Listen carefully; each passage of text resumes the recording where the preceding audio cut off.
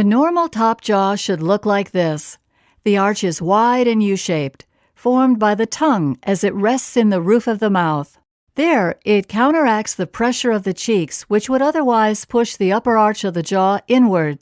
However, if a child sucks their thumb or habitually breathes through their mouth, then the tongue drops from the roof of the mouth and the upper arch of the jaw gets pushed in to create a less attractive, longer, and narrower face with crooked teeth.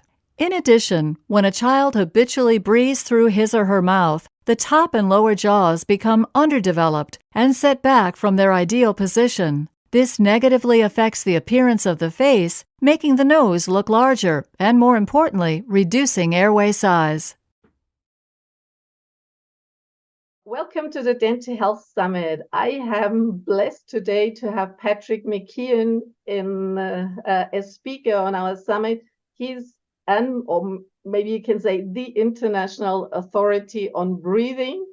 And so if you're here for dental health, or you're a parent, a singer, a sports person, a speaker, a health professional, so the information Patrick has today for you, this can change a world for you and might even save your life.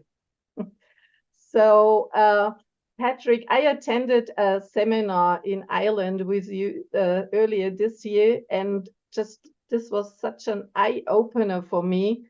We all heard about the importance of breathing, that breathing might be good for longevity and all kinds of sorts. The thing is, what I heard in this seminar, what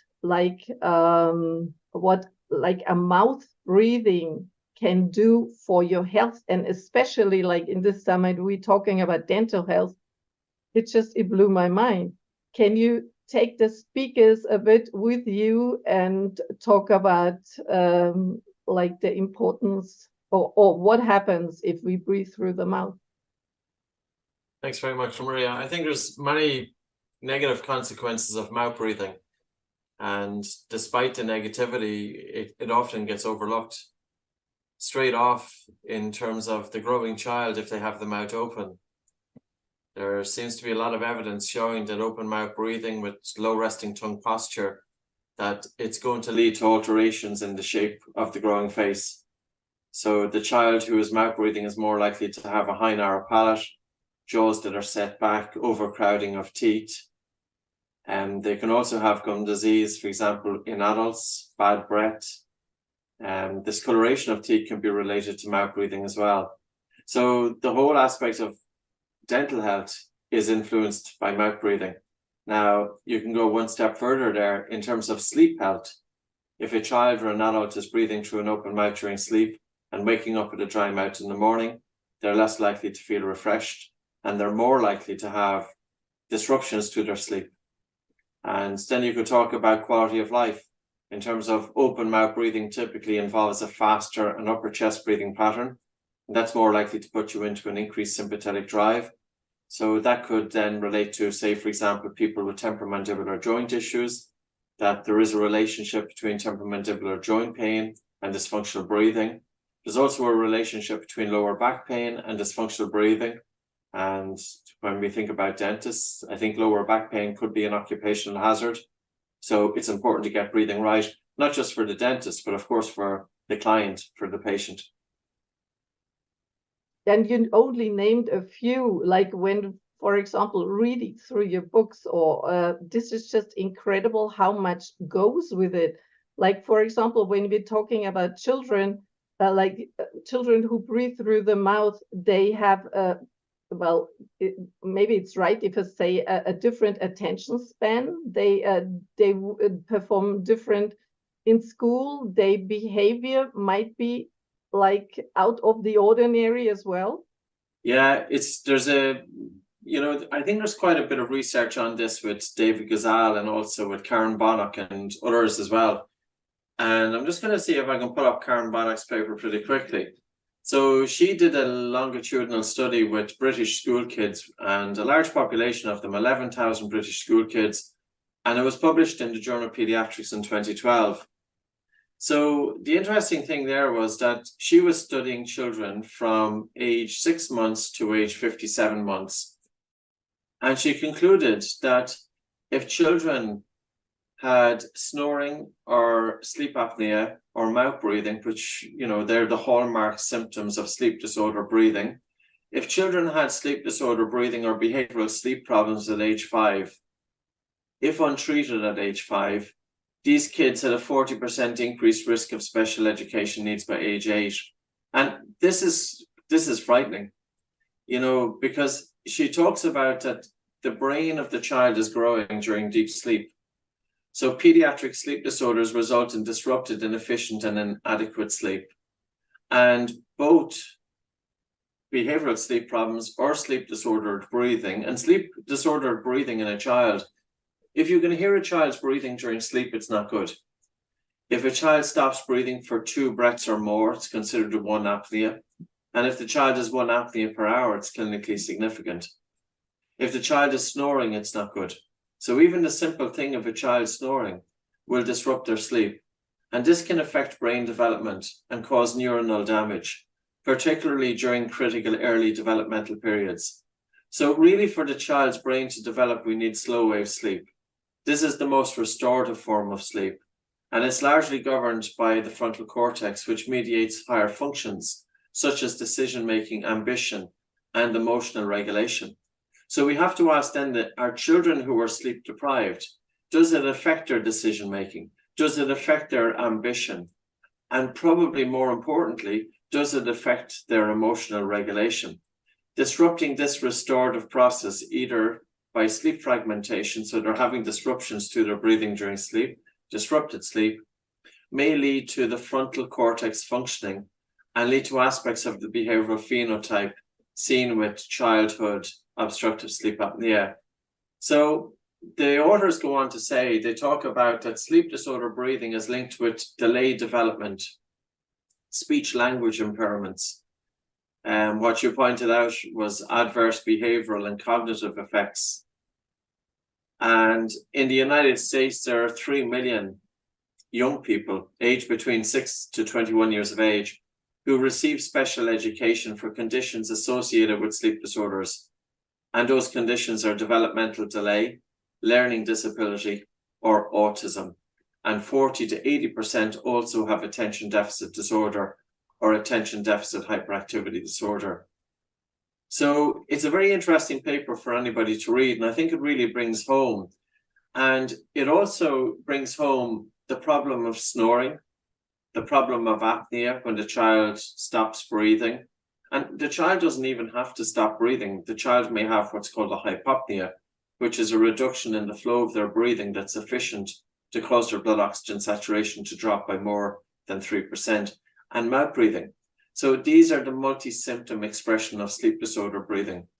Mouth breathing is absolutely vitally important. Now, of course, people will say that, you know, it's due to the enlarged adenoids and tonsils. And then we can ask another question there. Well, if you remove the enlarged adenoids and tonsils, do you cure sleep disorder breathing? Because if the enlarged adenoids and tonsils are the sole cause of sleep disorders in children, well, then removal of the problem should address the issue. And that's not the case, because in 2010, there was a paper that was published in the Respiratory Journal of the American Journal of Respiratory and Critical Care Medicine. And they looked at 578 children. And this is the paper here that I'm talking about. So they looked at 578 children. These kids have had an average age of 6.9 years. 50% of the kids were obese. And adenoidectomy, tonsillectomy, it did result in a significant AHI reduction. So in other words, their sleep apnea severity is significantly reduced from 18 events per hour down to 4 events per hour. However, of the 578 children, only 27% had their sleep apnea cured. And 73% of these children continued to have sleep apnea post-surgery. Now, yes, the AHI has dropped down to 4.1 on average, but 4.1 is bordering on moderate sleep apnea. because the AHI for children, if the child is 1 to 5 events per hour, they're mild. If it's 5 to 10, it's moderate. And if it's 10 plus, it's severe. It's different to that of an adult. So it really does come back to, and the question here with adenoidectomy and tonsillectomy, a 2010 paper, and the first sentence here is the overall efficacy of adenoidectomy, tonsillectomy in the treatment of obstructive sleep apnea in children is unknown. This is in 2010. This is the gold standard of treatment for the treatment of sleep disorder breathing in children. And yet the efficacy of it, according to this paper, is unknown in 2010. And this paper comes out and it points that although success rates are likely lower than previously estimated, factors to promote incomplete resolution of obstructive sleep apnea after adenoidectomy and tonsillectomy remain undefined. Now, there are different characteristics in sleep apnea. It's not just about the anatomy, but of course the anatomy is the big one. You know, if the child does have a narrow airway, if the child does have an airway that's compromised by enlarged adenoids and tonsils. But the question we have to ask is, it's not just about the adenoids and tonsils. What about the high upper palate? What about the jaws that are set back? What about the development of the lower 50% of the face? So even if the adenoids and tonsils are removed, if that child does have the craniofacial abnormalities associated with mouth breathing, and of course there's other factors there as well, this is where the dentist has a huge role to play, because the dentist is in a position to do something about it. Now, the debate in dentistry has been, you know, in terms of nailing down the science, it's quite difficult, because you could be asking, you know, the questions in relation to nasal obstruction in children. How much nasal obstruction is clinically relevant? It's impossible to answer that. At what age, if the child develops a stuffy nose, is it going to have the greatest impact? It's very difficult to answer it. How long does the child have to have a stuffy nose with resultant mouth breathing before it has a negative effect? It's difficult to quantify.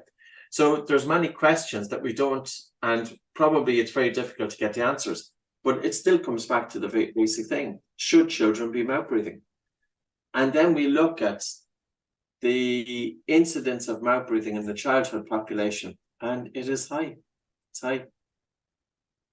So, I mean, this is so incredible.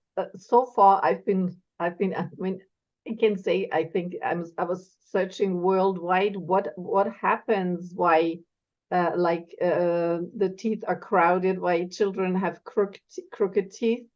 And you know, when I went to your course, especially when I saw this book, right? Yeah, That's so cool. this is just like an eye opener, that it's absolutely logic when children breathe through the mouth. And you know, like all parents know, the typical TV face is like, yeah. When they just do mouth breathe, I mean, you're the perfect person to explain what happens really, and why the development of crooked teeth are like a logic consequence. Yeah, like it's, you know, there is a little bit of a debate in terms of, is it chicken or egg? You know, because children could be born in utero, you know, children born with already the high narrow palate and retronatty of the jaws, and children of course are known to suck their thumb in the womb and things like that, but it's irrespective of that, you know. So is it the small mouth that causes mouth breathing? Because of course if the palate is high, the nasal passages are infringed, and if the child then tries to breathe through the nose, they feel that they're not getting enough air. And it's the discomfort feeling trying to breathe through the nose that's going to inevitably lead to mouth breathing. I don't think any child is going to continue breathing through the nose if they feel uncomfortable breathing through the nose. So then we have to think about, well, can we do something about the poor development of the jaws and the airway itself? And again, dentistry is in a tremendous position. Like, I went down the route of adenoidectomy and tonsillectomy with my own daughter. If I was to do it again, I wouldn't have done it. I would have first brought her to a functional dentist, or a dentist who understood about airway. And I would have used functional appliances to help develop the maxilla, and not just in width, but also forward growth. We need to drive the lower 50% of the face forward because whenever we can bring it forward, we're having to open up the airway. So I would much rather have went to a functional dentist first, development of the jaws with the correct appliances, myofunctional therapy, breathing re-education exercise, which she was doing anyway. And then if that didn't work within 12 weeks or even 4 months, a relatively short period of time, then we could embark on tonsillectomy and adenoidectomy. Instead, the gold standard of treatment is remove the adenoids and tonsils first, but do nothing about the mouth breathing behavior, do nothing about the myofunctional therapy issues that are associated with that kid, and do nothing about the high palate and the other factors that are contributing to the sleep disorder. We need medicine and dentistry to speak with each other, because both sides have a lot to offer, and it's only when both sides come together that they will really come up with a solution, because the medical solution isn't enough in its own. And for me, my preference would be to go down the dental route first. And I wrote about that in The Breathing Cure. And I know some people may be feeling, well, is it true? Is it not true? I think it's logical, like putting my daughter through the adenoidectomy and tonsillectomy. It's not a nice procedure. She's coming back in after the operation. You're putting a 5-year-old under general anesthetic. Like it's trauma. It's trauma for the child. It's trauma for the parents. But the alternative isn't good. And the alternative is if the child continued to have sleep issues. That's definitely the worst case scenario. So I think it's a balance there, and you might ask then, how can it be that mouth breathing may impact the development of the jaw? If the mouth is open and the child is breathing through the mouth, the child cannot have their tongue resting up in the roof of the mouth. And we can all try that, place 3/4 of the tongue in the roof of the mouth. So you have 3/4 of your tongue in the roof of the mouth, open your mouth and try and breathe through it with your tongue in the correct resting posture. So it's not possible. Any mouth breathing, in order to mouth breathe, we have to drop the tongue. And when we drop the tongue, the top jaw, the maxilla, isn't benefiting from the pressures exerted by the tongue, both during the placement, but also during the swallow. And it's these pressures which are taught to develop the upper jaw, and the mandible then will follow the upper jaw. So that's the premise behind it. But what's really interesting to see, like, for example, sometimes small children, they have like the perfect teeth, and like they might be really breathing through the nose, and something is happening, and suddenly they change to mouth breathing. And now it makes click for me that this overcrowding is happening, which I think can also be a good explanation why it sometimes happens at a later age, that teeth are start crowding. So the interesting thing is, like, so far with clients, like the parents would say, oh, my child can't breathe through the nose.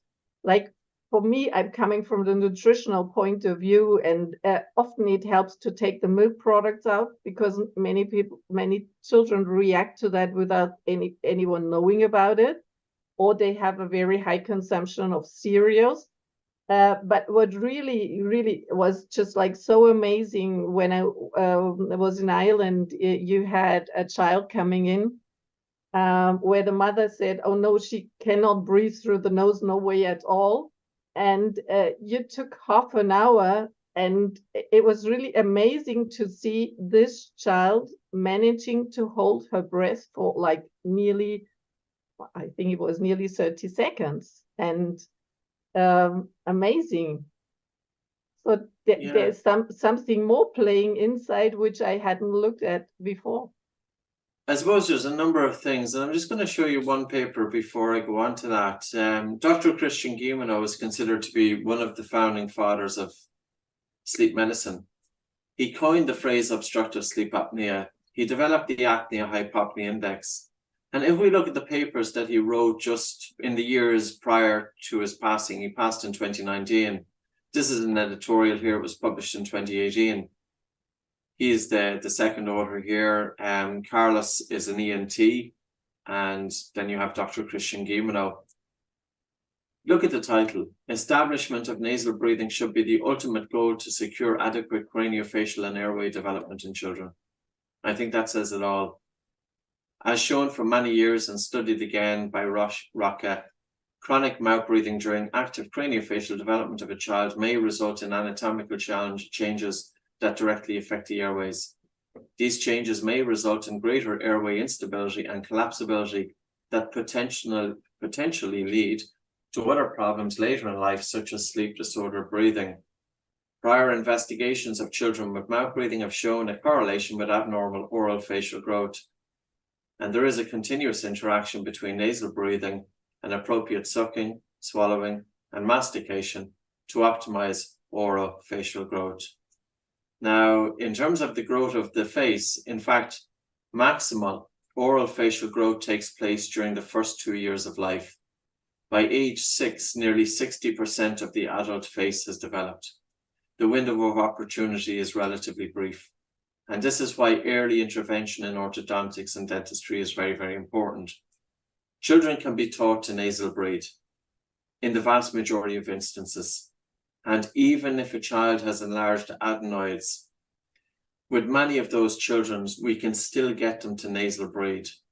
So part of the change in nasal breathing is both the behavior, because mouth breathing becomes a habit, but also a breathing pattern disorder. And also, in addition to maybe inflamed or enlarged adenoids, they also have nasal obstruction. So we showed the kids how to decongest the nose by holding their breath. We also talk about the importance of switching to nasal breathing. We have them wear tape during the day, during wakefulness, especially when they are distracted, because we want the child to associate nose breathing. This is the behavioral change that we want to have. And, you know, it takes a little bit of time. It's not a walk in the park. It can be a little bit frustrating, but at the same time, we need to be working towards achieving nasal breathing with correct tongue resting posture and myofunctional therapy. But yeah, I've been working with children since 2002, and over the years, I've seen pretty good results. We don't always see 100%. This takes compliance.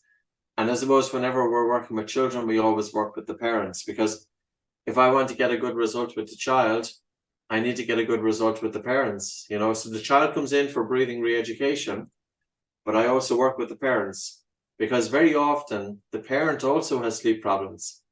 The parent can have respiratory problems. The parent has a stuffy nose.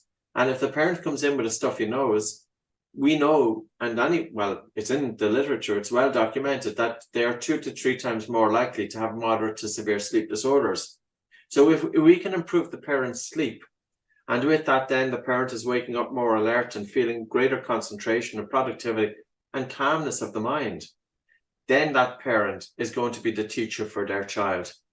So I think it's often a mistake for us just to think that we're teaching the child. No, in actual fact, we're placing just as much emphasis on working with the parents.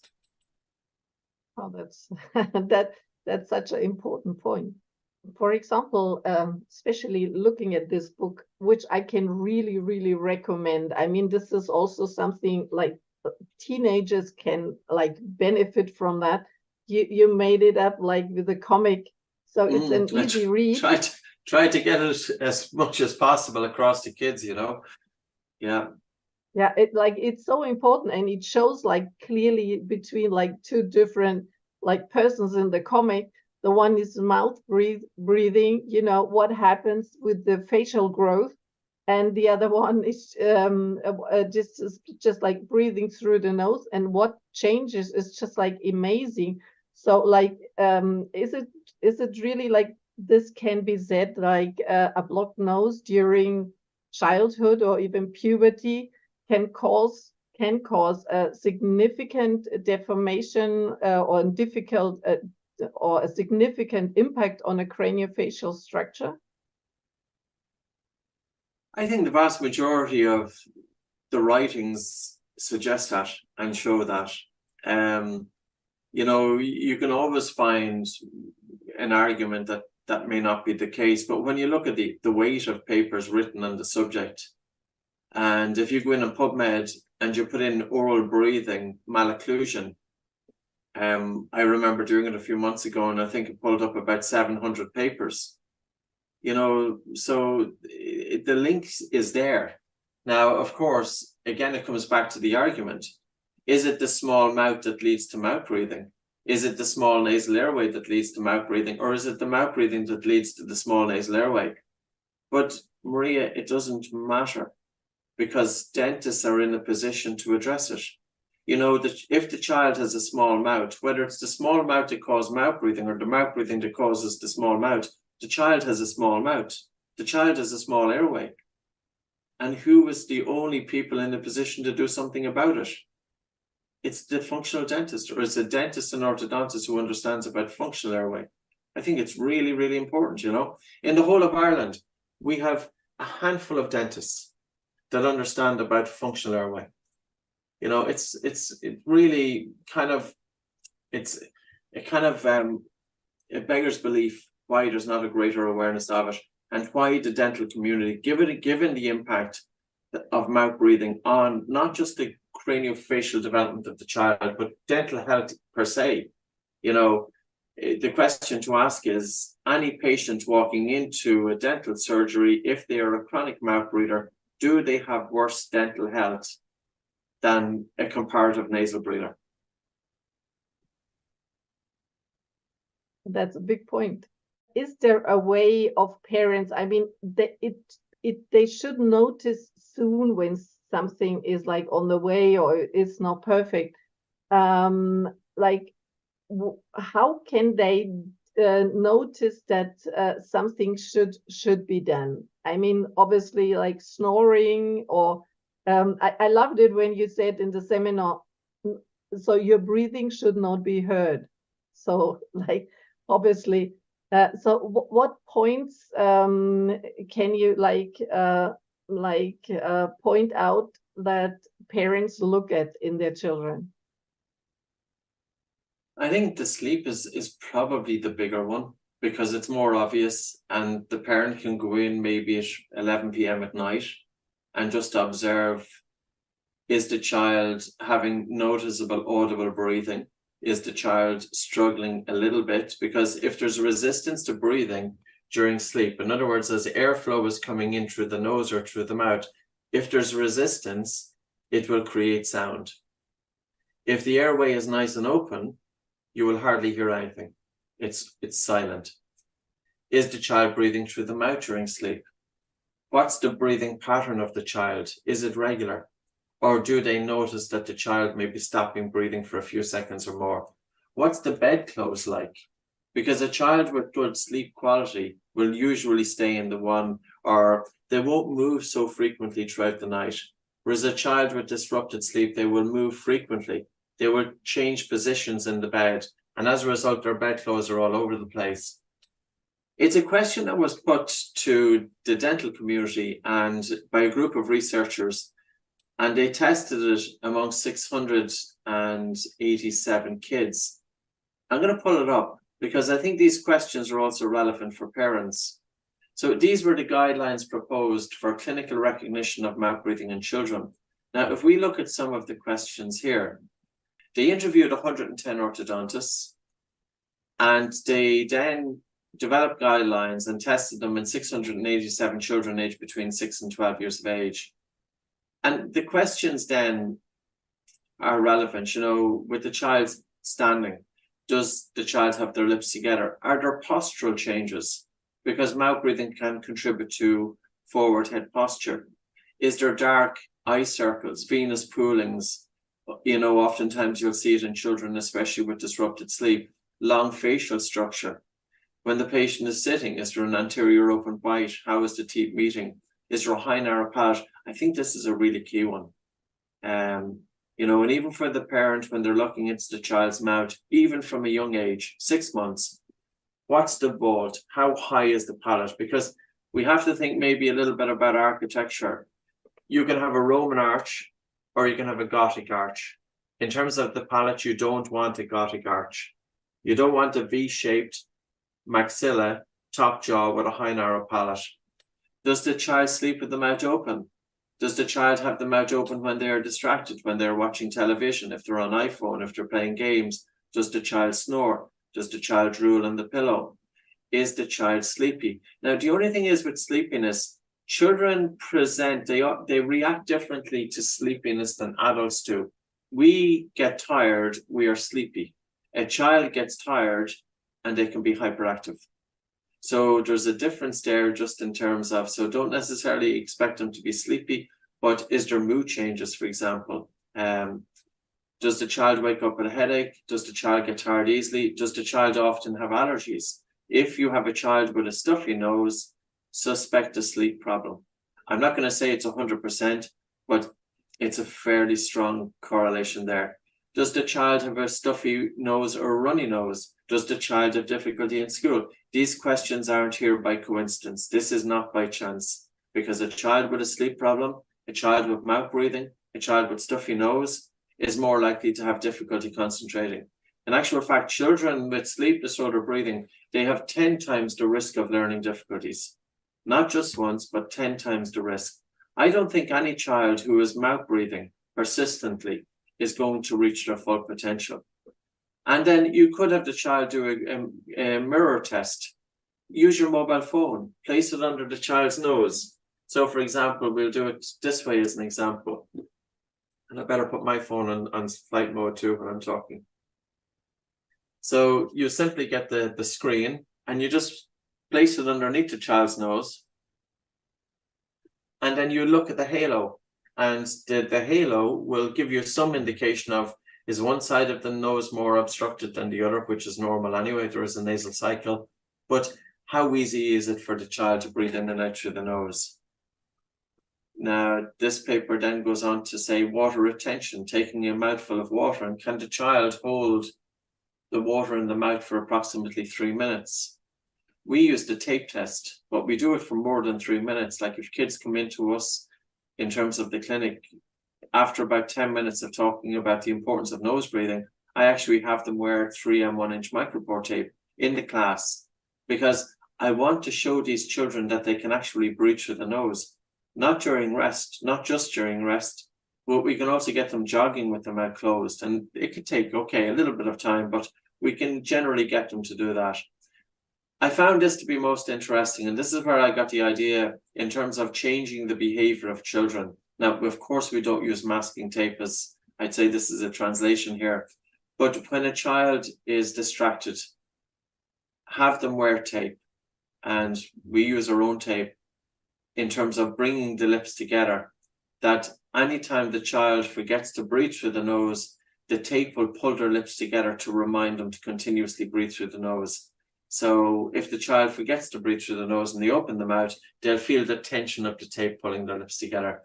So this is simple, and like, I think you'll find that, of course, we need to see the facts as best we can. And I think they're there. Well, I have your tape actually. Those are the adult tapes, and it's really amazing, when I just give them out to clients who think absolutely I'm a nose breather, no doubt about it, and I'm handing them out. This is so surprising that they come back and say, oh really, oh I didn't know, especially through the night. And I'm also encouraging like the families to look at each other, just using a code word like paper bag, like if you have the mouth open, that they don't get offended by saying, oh, you have the mouth open again. Yeah. Just use like paper bag. And this is like so interesting, like when the attention is brought to it, how quickly some change can be made. Oh, and before you said like when the mouth is very like narrow, go to a dentist. Like so far, like when children go to a dentist and they see that the mouth is very, very narrow. I mean, things have changed, thank God. But there is still a number of dentists, or they would pull teeth, and like this is just not making space. This is just like making it even more narrow. Yeah, and this is applying to all children, regardless of age. There's another paper by Dr. Christian Guilleminault, and it's looking at children who died as a result of sudden infant death syndrome. So they looked at young infants, and this was published in the European Journal of Pediatrics in April of 2012, that young infants who had died as a result of hypoxia in their sleep. So 7 young children, they had abrupt deaths, and they looked at children 2 deaths resulted from accidents determined by the death scene, and 5 were unexplained at the death scene. History revealed presence of chronic indicators of abnormal sleep in all cases prior, and a history of acute, often mild rhinitis just preceding death in several. Autopsy demonstrated that the airway soft tissues, features consistent with a narrow, small nasomaxillary complex with or without mandibular retroposition. All children were concluded to have died from hypoxia during sleep. ROSA children presented similar complaints and similar facial features. Anatomic risk factors for a narrow upper airway can be determined early in life, and these traits are often genetic. Their presence should lead to greater attention to sleep-related complaints that may be present very early in life and indicate impairment of well-being and presence of sleep disruption. And there's a young infant that you see sleeping. We should never see a child sleep like this. See the way that the head is tilted so far back. So when a child is sleeping like this, the child, why are they tilting their head so far back? Because they're trying to get air into their lungs. So, you know, there can be other things to be looking out for. This should be spotted when the child is born, when, you know, after a few months of birth. And the link is there. And I'm not putting that paper out there just to as a scare tactic. I'm just saying it's a very important issue that needs to be highlighted, not just for the 13-year-old or 12-year-old who is undergoing orthodontic treatment, but for the 5-month-old as well. So, like, for example, I mean, with the small children, where would somebody go to for help? I mean, they wouldn't go to a dentist. No, well, some do. There's a pediatric dentist, Dr. Kevin Boyd in Chicago, who is working with children from 6 months old. I think speech and language pathology, some of them are trained, and they have different techniques to help to establish nose breathing. Myofunctional therapy, a good myofunctional therapist can be a tremendous help there. We are limited. We can't work with children until they are at least 5 years of age or 4 years of age, because they need to understand to be able to apply the breathing exercises. So yeah, it's a good question. I think there are disciplines out there, and even I remember one technique that was shown to us years ago was the mother or father gently put their thumbs into the child's mouth and just gently press with a little pressure for about 10 seconds or so, and maybe doing it 3 or 4 times throughout the day or 5 times or whatever, just to help just gently develop the maxilla, because it's quite malleable when the child is so young. Oh, can you say, like, for example, I mean, I guess many people can now, listening to you, relate to that. This mouth breathing leads to an elongated face. It can lead to crooked teeth. So can you say something about what happens, like even adults, maybe they don't worry about crooked teeth? I mean, even I think it can happen at a later time that they start overcrowding. But it can also lead to, like, gum disease. People are more prone to cavities. Can you just give, like, an explanation as to why? So in terms of, yes, in terms of when the mouth is closed, the saliva is an anti-plaque agent. And I think most people will be familiar with that, where the mouth is more likely to be moist when the person is breathing in and out through the nose. But if the person is breathing through a mouth, the mouth goes dry. And it's when the mouth goes dry, there's a change in pH, and this in turn then can impact the protection that saliva would otherwise offer. So that the individual, the child or adult, is more likely then to experience gum disease or dental cavities, etc. Now, they're also more likely to experience chapped lips. So chapping of the lips will happen much more with mouth breathing than with nose breathing. So you can imagine somebody who's mouth breathing, they're bringing the air across their lips and they're drying out their lips, but then they lick their lips and then they're continuing mouth breathing, so they're drying it out. So, you know, there's that toing and froing going on, and eventually then the lips are becoming chapped. But I think the biggest thing when it comes to adults, yeah, dental health, of course, is one thing. But what about sleep? I think that's going to be the real big one in terms of, you know, and okay, I'm going to show you a paper here I wrote back. This is written 10 years ago, and I think I wrote it for, there's a publication called Dental Town in the United States that goes out to dentists. And we're talking about, okay, the craniofacial development. So nose breathing for good health, fitness, and correct craniofacial development that we spoke about. Okay, maybe I'm just repeating what I've already said. It's not really going into it's been a while since I actually wrote this. I have since written something on dental health, but of course I'm not going to be able to put it up so quickly, because I always think it's nice to be able to show, but a research on PubMed, you will pull up different articles on it. But how about this one? How about the impact that mouth breathing is having on the severity of obstructive sleep apnea? So whenever we look at people with obstructive sleep apnea, those who are breathing persistently through an open mouth generally have more severe obstructive sleep apnea. So this was a study of 95 individuals over a 2-year period. It was published in larger scope in 2020. And if we move down to the metrics here, out of the 95 individuals, only 35 of them were persistently mouth breathing. Sorry, only 35 were persistently nose breathing. The rest were either switching from nose to mouth breathing or mouth breathing solely. So how high, you know, is the incidence of mouth breathing in the sleep disorder population? These are relatively young people, 45 years of age, 51 and 48 years of age. Look at their AHI. The mouth breathers had 52 events per hour. So imagine either stopping breathing or having a reduction of the flow in your breathing 52 times per hour, once every minute. What sort of sleep quality are we going to have here? So this is continuous fragmentation and arousal from sleep.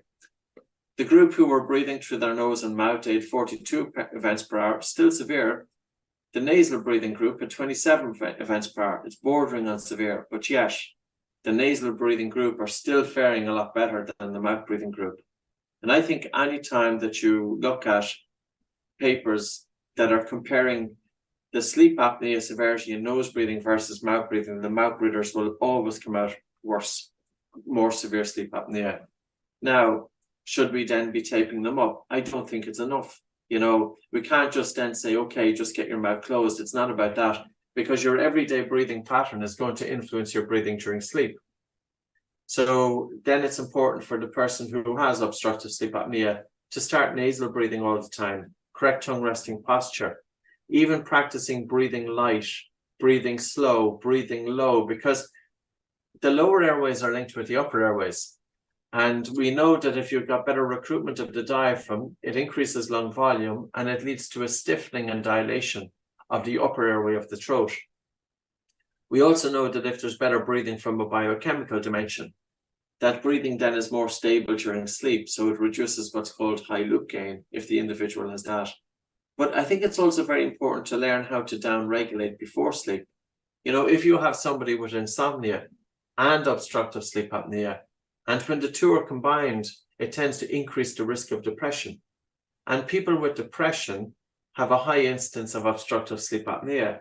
Now, is it depression which is causing obstructive sleep apnea, or is it obstructive sleep apnea which is causing depression? So the question we ask then is, can you function as an adult to the best of your ability if you're having sleep deprivation? You're not going to be productive in your job. Your mood has changed. You're not going to achieve the goals and ambitions that you would have liked to achieve. This can drive up anxiety. Chronic anxiety can lead to depression. And of course, depression then is going to impact sleep. So it becomes a vicious circle. So in terms of mental health, can we really get to the root cause of mental health issues such as anxiety and depression if the individual continues to have sleep disorder breathing? So sleep, mental health, breathing, it all comes into one. I loved it in your book. You had this one sentence, and it's just like, I mean, it's many you would say it's obvious. Like you wrote, humans were never designed to breathe through the mouth.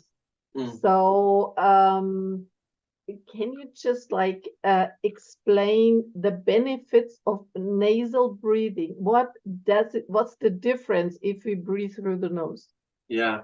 Back in the 1970s, an American ENT, Dr. Morris Cottle, he said that the human nose is responsible for about 30 functions in the human body.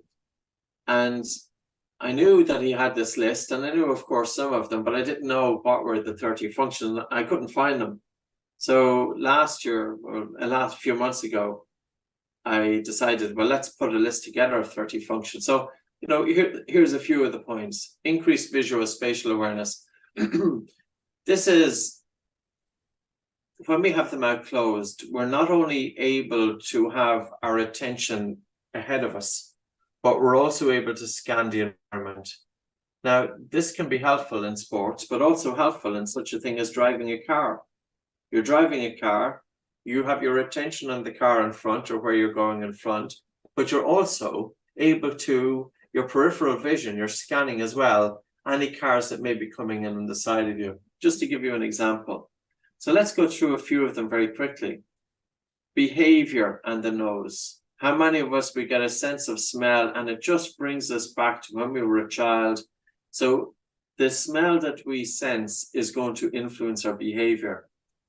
Reduced vocal effort. Nasal breathing absolutely helps to reduce inflammation, helps to keep the vocal cords moist, helps to keep the airway open, helps to induce relaxation when we breathe in and out through the nose, especially during the exhalation.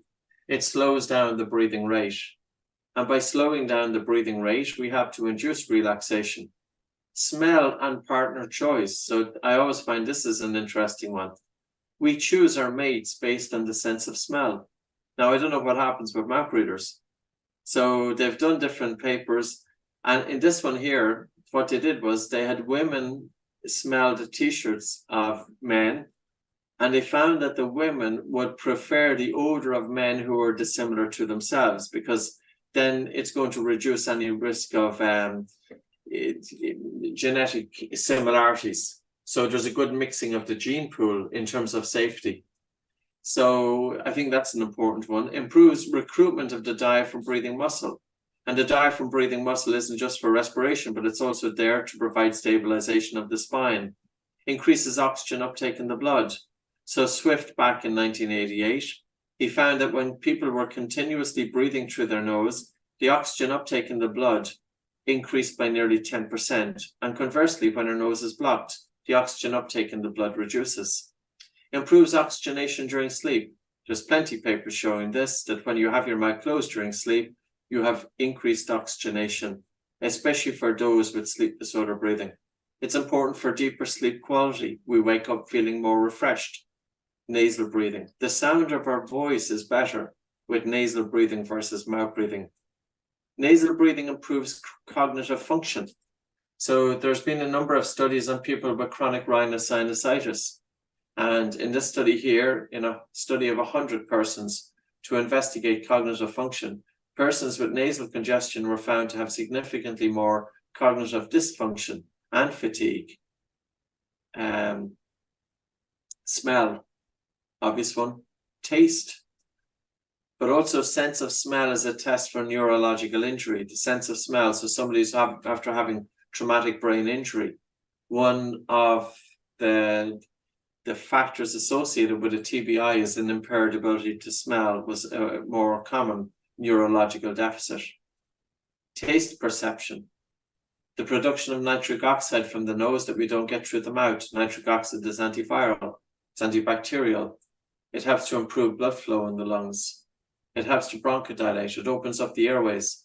Nitric oxide, there's a defense against inhaled pathogens, chemical inactivation of pathogens, helping to maintain elasticity of the lungs, important in the control of asthma, redistribution of blood throughout the lungs. And of course, the more you breathe through your nose, it helps to reduce the onset of allergic rhinitis. Your nose also warms the incoming air. It moistens the incoming air, but it conserves moisture. If you breathe out through the mouth, there's a 42% greater water loss. The more you breathe through your nose, the better your nose works. And I think this is very important because oftentimes, if we feel that we're not getting enough air through the nose, we open the mouth. But when we open the mouth, the nose gets more stuffy. So breathing through the nose helps to decongest the nose. If you do physical exercise by breathing through your nose, you also have to open up the nose. Nasal breathing during exercise helps to prevent exercise-induced bronchoconstriction. There's better utilization of oxygen during exercise. So the body utilizes oxygen better when you breathe through your nose during exercise. Your breathing also becomes more efficient, and you can train yourself to do more with less. And of course, the development of the face that we spoke about earlier. So there's a list of 30 odd functions there, you know, and then it comes up like anybody who's looking into the mouth. The next time you're looking into the mouth, ask yourself the question, is there any part of the mouth that plays a role when it comes to breathing? And the answer is no. So the mouth is simply a hole. It's an entry point at which air can go straight down your lungs, but the mouth, other than allowing the air into the lungs, the mouth does nothing for the breath, and the nose does everything. Wow. I mean, this says it all. You have this amazing exercise, unblock your nose. Mm-hmm. Like, could you do that breathing exercise with us? Yeah, of course. So this exercise is pretty helpful for opening up the nose, but don't do it if you're pregnant or if you have any cardiovascular issues or if you're any serious medical conditions. If you've got anxiety or panic disorder, go fairly easy with it. So to open up the nose, you hold your breath, and the exercise is as follows. You take a normal breath in through your nose and out through your nose, and you pinch your nose and hold your nose, and then you just gently nod your head up and down. So you're just gently nodding your head up and down as you hold your breath. And we do the first couple easy enough. So maybe there, Maria, if you let go and breathe in through your nose, excellent. I think it's always good to do a couple of easy ones, and then we do a couple of stronger ones. And the thing with opening up the nose is we need to hold the breath for at least 20 seconds plus. So it takes a longer air hunger. So we can go again. Whenever you're ready, take a normal breath in through your nose, out through your nose, pinch your nose and hold your nose, and you're just gently nodding your head up and down. So you're just gently nodding your head up and down, and keep holding your breath, and keep holding your breath, and keep going, keep going, keep going, keep going, keep going, and let go there and breathe in through your nose. So you're letting go there and breathing in through the nose. Now, for some people that they will start to feel that their nose is opening up. So we will wait a minute and we will do a longer one, and then we will do a longer one. Now, if you get, for example, lightheaded, just take a rest from the exercise or go a little bit easier. So sometimes it's better to start off a little bit easier so that you can test how is your body going to react to the air hunger. So we can try it again. Take a normal breath in through your nose and out through your nose, and pinch your nose and hold your nose, and just gently nod your head up and down. And you keep on relaxing into your body. Keep going, keep going, keep going, keep going, keep going, keep going, keep going, keep going, keep going, keep going, keep going, keep going, keep going, and let go there. And again, so that's for anybody to practice at home. Do a couple of easy ones first, and then do 4 or 5 stronger ones. And never push yourself. There's nothing extreme about it. So, you know, even doing physical exercise with your mouth closed will help to open up the nose. The more we use the nose, the better the nose works. Wonderful. Thank you so much, Patrick. Like for all viewers, Patrick has lots of books. You have many videos to look at. You have great courses. I mean, you can go live to Ireland or wherever. There are a few places you do live courses, or many of your courses can also be done via Zoom, via internet. So for all health professionals who want to really look into it, we put all the relevant information for you on the side of this video. Thank you so much, Patrick. It's a pleasure. Thank you very much, Maria. Yeah. So good. Thank you. Thank you so much.